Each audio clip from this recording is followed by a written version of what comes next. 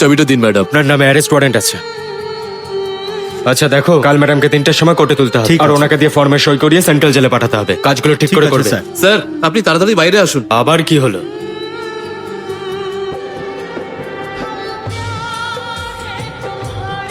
আরে এন্ট্রান্সে ব্যারিকেড লাগিয়ে দাও। আপনাকে 3টের সময় কোর্টে পেশ করতে হবে। আর এদিকে ভিড় ক্রমশ বেড়েই চলেছে। এখন এই ভিড় সামলানো খুবই কঠিন কাজ। টিচারদের অনুমতি না পেলে আমরা কিচ্ছু করতে পারবো না। উকিল ডেকে পাঠিয়েছে, খুব ভালো উকিল, খুব ভালোভাবে ডিফেন্স করবেন। আমরা ম্যাডামকে ঠিক ছাড়িয়ে আনবো।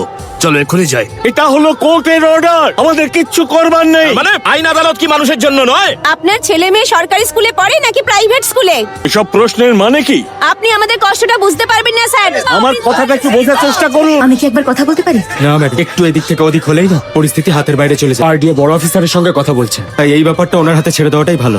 স্যার বলে বলে আমি হাঁপিয়ে গেছি, এরা কোনো কথা শুনতে রাজিই নয়। পুথুরের সরকারি স্কুলের প্রধান শিক্ষিকা গীতা রানীকে আজ সকাল 10:30টার সময় তাঁরই স্কুল থেকে গ্রেপ্তার করা হয়েছে।